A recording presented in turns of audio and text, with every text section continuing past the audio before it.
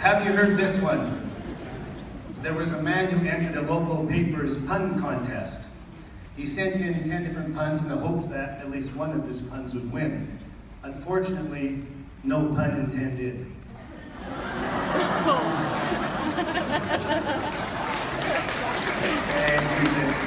I see that didn't inspire a whole lot of success.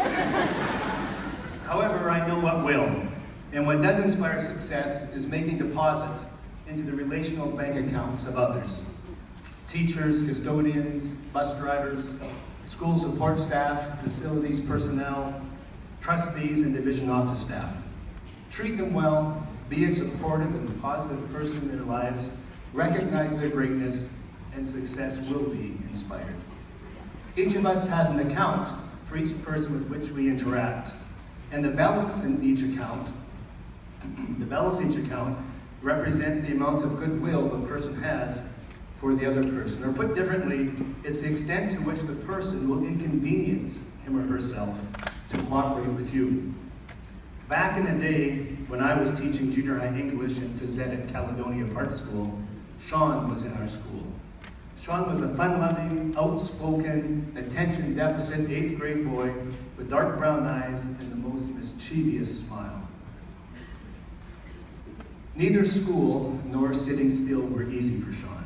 And in order for Sean to inconvenience himself for us staff, we focused on making deposits in his personal bank account.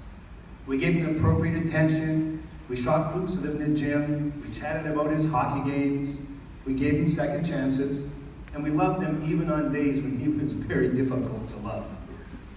It was our year-end June field trip, and we went to West Edmonton Mall Galaxy Land to the rides, and Sean was stoked.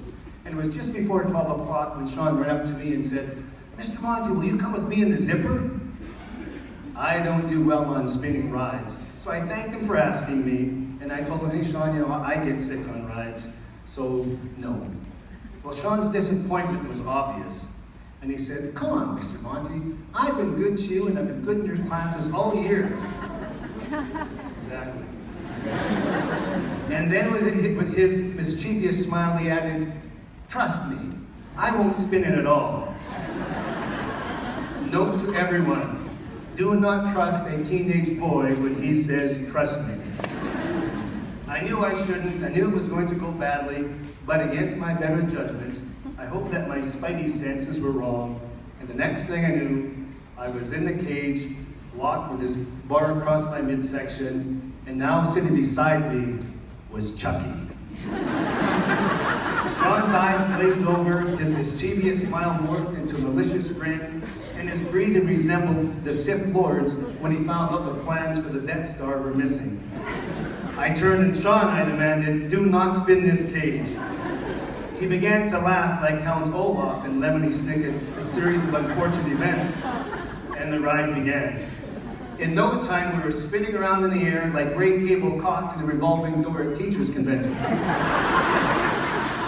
And that is true. We actually held him and we didn't let him out.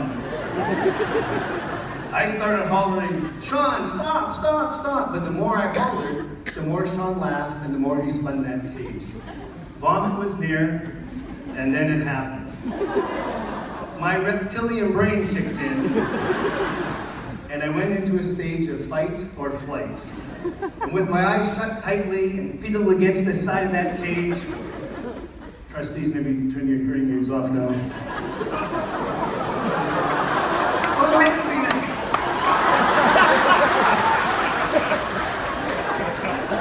All right. You know, Dr. Blind talking about that dream division stuff?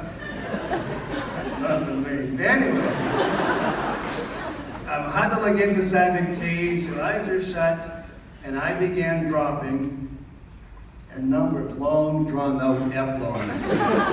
F! F! F!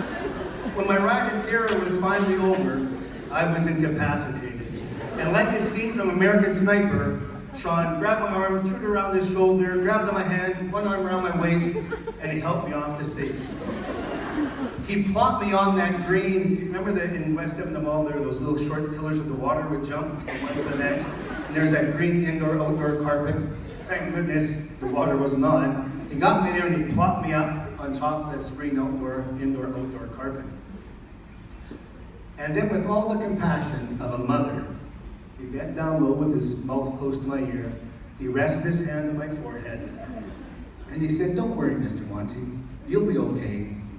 And I won't tell Mr. Frohman about the F-bombs." I remember thinking, if I could move telling Mr. Frohman about the F-bombs are the least of your worries, because I've been wringing your bloody neck.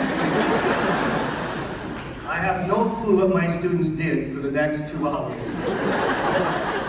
But Sean did inspire me. He came back every 20 minutes or so to check on me and see if I needed anything. We often never know how our actions affect others. But that day, lying in a fetal position on that green indoor-outdoor carpet, inhaling its vulgar scent, I witnessed the positive influence that Caledonia's actions had on Sean. He did learn from our modeling, as others will learn from yours. I hope each of you has a wonderful year, and as Mother Teresa said, the good you do today, some people will forget tomorrow. Do good anyway.